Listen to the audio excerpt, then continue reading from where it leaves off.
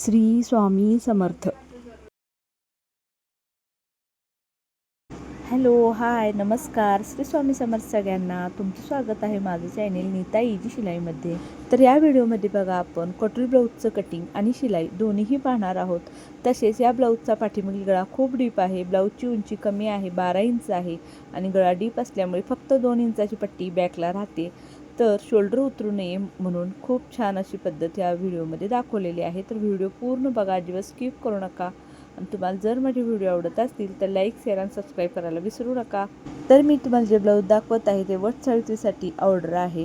तर तुम्हाला मी सगळे व्हिडिओ दाखवणार आहे. तर कटिंगसाठी मी अस्तर ठेवून घेतलेला आहे आणि फोल्ड करून घेतलेला आहे. तर फोल्डिंगची साईड ही माझ्याकडची बाजूला आहे आणि फोल्डिंगच्या साईडवरती आपण ब्लाऊजची उंची घेणार आहे. तर ब्लाऊजची उंची आहे 12 इंच. त्यामध्ये मार्जिनचा 1 इंच मिसळला तर 13 इंचावर आपण पॉईंट दिलेला आहे. तर इथं बघा पाठीमागील गळा डीप असल्यामुळे शोल्डर मी थोडा कमी म्हणजे 5 इंच घेतलेला आहे आणि जितकं शोल्डर घेतलेलं आहे त्याच्यापेक्षा अर्धा इंच जास्त मुंडा, म्हणजे मुंडा मी इथं 5.5 इंच घेतलेला आहे. त्यानंतर इथे बघा 5 इंच आहे का ते पाहून घ्यायचं आणि त्यानंतर ही मुंड्याची लाईन अशी आखून घ्यायची आहे. तर इथे ब्लाऊजची छाती 36 इंच आहे. तर 36चा चौथा भाग 9 इंच होतो. तर इथं 9 इंचावर एक पॉईंट द्यायची.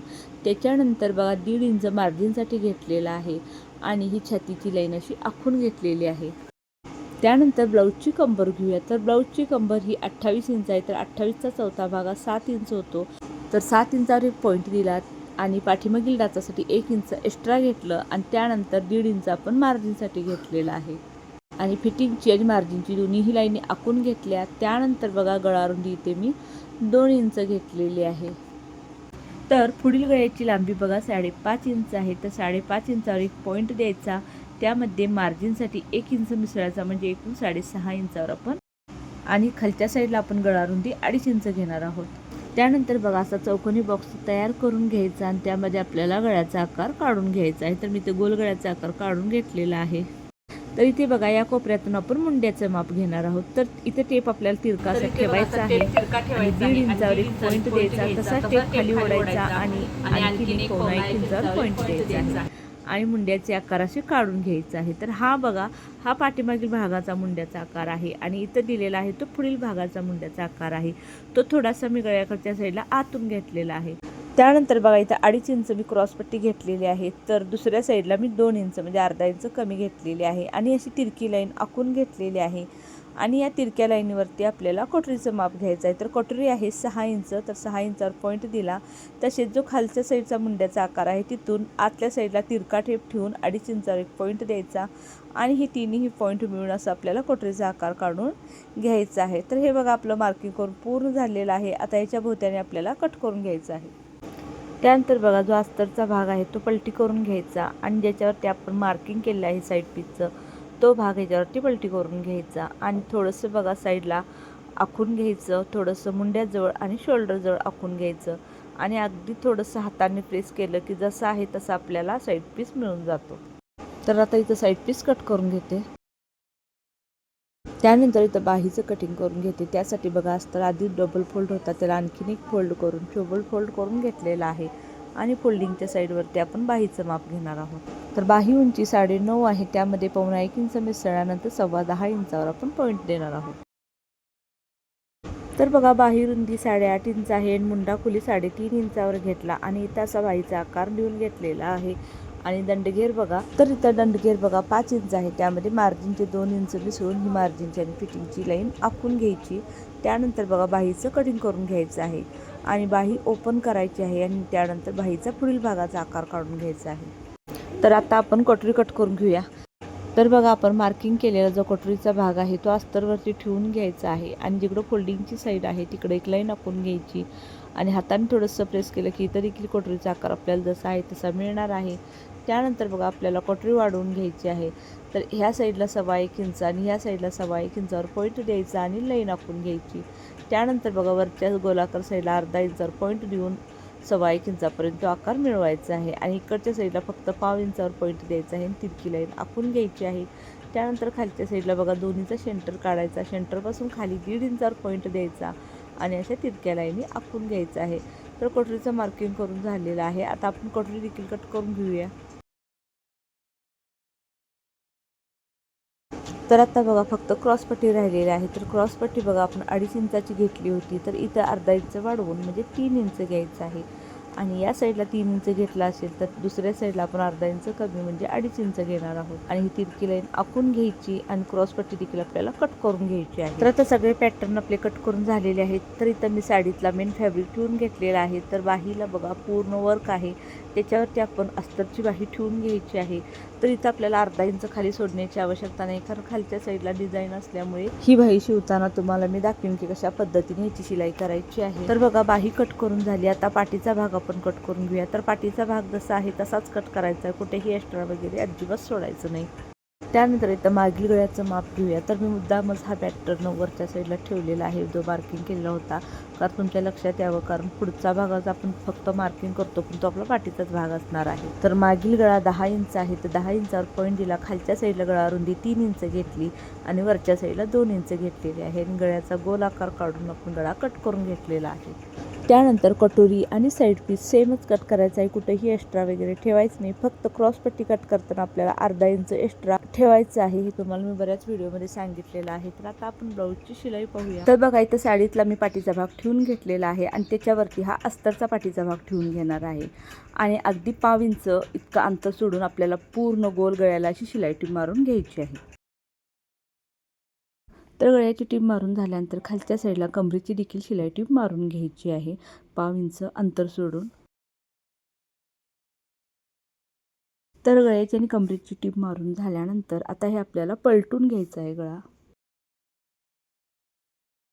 आणि गळा पलटून झाल्यानंतर गळ्याच्या भोवत्याने किनार टीप मारून घ्यायची आहे.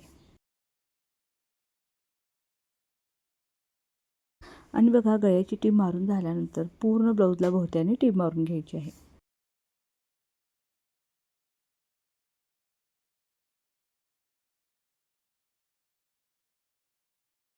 तर इथं मस्तपैकी गळ्याचा आकार काढून झालेला आहे. आता आपण डास मारून घेऊया.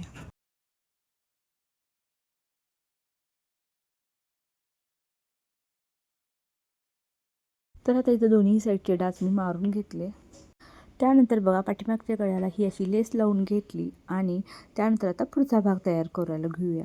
तर इथं अस्तरचे साईड पीस ठेवून घेतलेले आहेत, त्यावरती मेन फॅब्रिकचे साईड पीस देखील ठेवून घ्यायचं आणि दोन्हीही भोवत्याने शिलाई टीप मारून जोडून घ्यायचं आहे.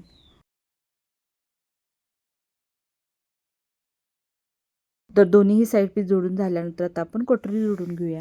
तर बघा कोटरी ही नेहमी आपल्या साईड पीसपेक्षा 1 इंच एक्स्ट्रा असते. तर याच्याबद्दल संपूर्ण माहिती मी तुम्हाला पुढच्या एका व्हिडिओमध्ये सांगेन.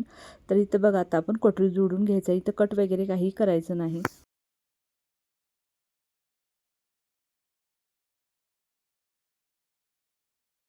तर इथं बघू शकता जोडल्यानंतर अगदी बरोबर साईड पीस आणि कोटरीचा भाग आलेला आहे, कुठेही एक्स्ट्रा वगैरे राहिलेलं नाही.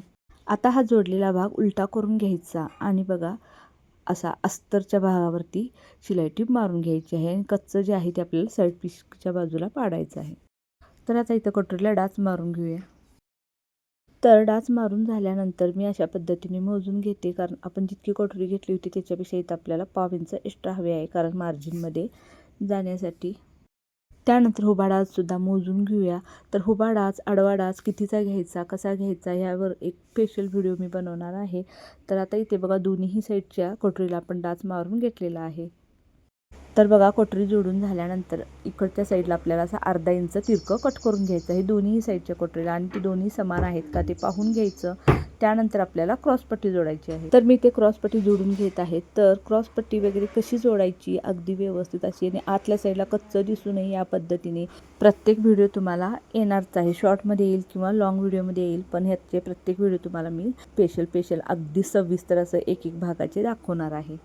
कारण एकाच व्हिडिओमध्ये कटिंग आणि शिलाई दोन्हीही अगदी सविस्तर शिलाई दाखवत बसलं तर खूप म्हणजे खूपच मोठा व्हिडिओ होईल आणि तुम्हाला सुद्धा बघायला कंटाळा येईल, म्हणून मी पुढच्या व्हिडिओमध्ये तुम्हाला दाखवणार आहे.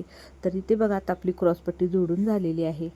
तर इथे बघा मी हुक्कपट्टी आणि लुक्कपट्टी लावून घेणार आहे. तर हुक्कपट्टी कशी लावायची, लुक्कपट्टी कशी लावायची, शिवाय काज पट्टी कशी लावायची आणि कसे काज मारतो आम्ही मशीनवरती, तर हे सगळं तुम्हाला एका व्हिडिओमध्ये सांगणारच आहे. तर दोन्हीही बाजूला मी इथं लुक्कपट्टी लावून घेतलेली आहे. तर मी इथं लुक्कपट्टी बघा मशीनवरच तयार करते, लुक जे आपण हुक अडकवते ते. तर तुम्हाला ते मी पुढील व्हिडिओमध्ये सांगणारच आहे. तर इथे दोन्हीही भाग आपले तयार झालेले आहेत. आता आपण हुक्क लुकपट्टी एकमेकावरती ठेवून कोणती कमी जास्त वगैरे झाली का हे पाहून घ्यायचं आणि गळ्याचा देखील आकार अगदी व्यवस्थित आहे का ते पाहून घ्यायचं. नसेल तर तुम्ही आत्ताच गळ्याचा आकार व्यवस्थित करून घेऊ शकता. त्यानंतर आपल्याला गळ्याला गोट लावायचा आहे. आणि ब्लाऊज शिवताना बघा फिटिंग वगैरे जसं महत्त्वाचं आहे त्याहीपेक्षा जास्त म्हणजे ब्लाऊज दिसणं महत्त्वाचं आहे. त्यामुळे गोट हा चांगला आलाच पाहिजे. तर गोट छान असेल तर ब्लाऊज दिसायला देखील खूप छान असं दिसतं. गोट ओबडधोबड कसा तरी मारला असेल तर ब्लाऊज अजिबात छान दिसत नाही. तर इथं दोन्हीही साईडला मी गोट लावून घेतलेला आहे. तर गोट बघू शकता किती छान आणि अगदी बारीक असा आलेला आहे. तर असाच गोट तुम्हाला देखील यायला हवा. तर यामध्ये मी दोरी वगैरे काही वापरणे साधा आपला कापडाचा गोट बनवलेला आहे. त्यानंतर आपण आता इथं बाही जोडून घेऊया. तसेच अस्तरच्या बाहीला जे आपण कट मारलेले आहेत ते समोरासमोर येतील ह्या पद्धतीने ठेवून घेतलेला आहे. आणि त्याच्यावरती बघा आपल्याला ही साडीतला भाग ठेवून घ्यायचा आहे. तर बघा अस्तरच्या बाहीला ऑलरेडी काट असल्यामुळे तिथे मला दुमडून घ्यावं लागलं नाही. आणि ही साडीतली जी बाही आहे त्याला ऑलरेडी डिझाईनच आहे खालच्या साईडला. त्यामुळे इथं बाही मी पलटून घेणार नाही. तर आहे अशीच मी फक्त शिलाई टीप मारून घेणार आहे. तर खालच्या साईडला देखील शिलाई टीप मारून घेतली आणि बाहीच्या भोवत्याने वरच्या साईडला देखील संपूर्ण अशी शिलाई टीप मारून घेतलेली आहे. तर बाही तयार करून झाल्यानंतर बघा आता पाठीचा भाग आणि जो पुढचा भाग आहे त्याचा आपल्याला शोल्डर जोडून घ्यायचा आहे. आणि जेव्हा ब्लाऊजचा पाठीमागील गळा हा डीप असतो त्यावेळी अशा पद्धतीने शोल्डर न जोडता असं तिरकं जोडायचं आहे. गळ्याकडच्या बाजूला जास्त येईल आणि मुंड्याकडच्या साईडला अगदी कमी येईल. म्हणजे 1.5 इंच मुंड्याकडच्या साईडला आणि गळ्याकडच्या साईडला अर्धा इंचापेक्षा 1 काळी जास्त येईल. ह्या पद्धतीने आपल्याला शोल्डर जोडून घ्यायचं आहे. अशा पद्धतीने जर शोल्डर जोडलं तर अजिबात शोल्डरमधून ब्लाऊज उतरणार नाही. तर आता इथे बघा शोल्डरला शिलाई टीप मारून घेतलेली आहे. त्यानंतर बघा शोल्डर जोडून झाल्यानंतर ब्लाऊज अशा पद्धतीने ठेवून घ्यायचं आहे. आणि त्यानंतर बाही आपल्याला जोडायची आहे ब्लाऊजला. तर बघा जो कट मारलेला भाग आहे तो पुढच्या साईडला येईल अशा पद्धतीने बाही ठेवून घ्यायची आहे. आणि मधूनच आपल्याला दोन्ही साईडला शिलाई टीप मारून घ्यायची आहे. सेंटरपासून मारल्यामुळं काय होतं बाही कुठेही कमी पडत नाही आणि कमी जास्तसुद्धा होत नाही. त्यामुळे मी अशा पद्धतीने शिलाई टीप मारून घेते. तर बघा बाही जोडून झाली. त्यानंतर आता आपण फिटिंग करून घेणार आहोत. तर फिटिंग करण्यासाठी बघा दोन्हीही साईडला आपल्याला एक एक मोठी शिलाई टीप मारून घ्यायची आहे. तर दोन्ही साईडला एक एक शिलाई टीप मारून झाल्यानंतर आपण दंडघेर घेऊया. तर दंडघेर आहे ते 5 इंच. तर 5 इंचावर पॉईंट दिला दोन्ही साईडला. त्यानंतर कमरेच्या भागावरती लुक्कपट्टी सोडून 7 इंचावर पॉईंट दिला.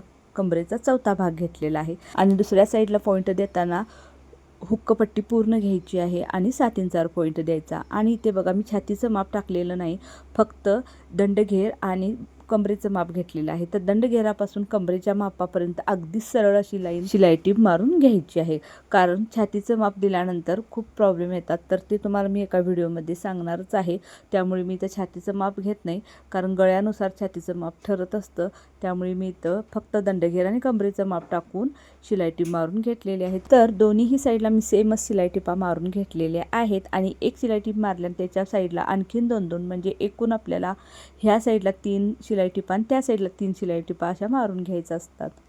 तर इथं कंबर बघू शकता आपली बरोबर 28 इंच आलेलं आहे. तर आपलं ब्लाऊज हे पूर्ण असं तयार झालेलं आहे. तुम्हाला आता याचा फायनल लुक दाखवते. तर व्हिडिओ कसा वाटला मला नक्की कमेंट करून सांगा. आणि तुम्हाला जर काही शंका असतील तर देखील तुम्ही मला कमेंट करू शकता. तर बघू शकता आपलं ब्लाऊज हे पूर्ण तयार झालेलं आहे आणि याचा फायनल लुक किती छान आलेला आहे. आणि फिटिंगसुद्धा अगदी फिनिशिंगसोबत मस्त आलेला आहे. तर चला भेटूया पुढच्या व्हिडिओमध्ये. आणि आजचा व्हिडिओ पूर्ण पाहिल्याबद्दल तुमच्या मनापासून धन्यवाद. थँक्यू.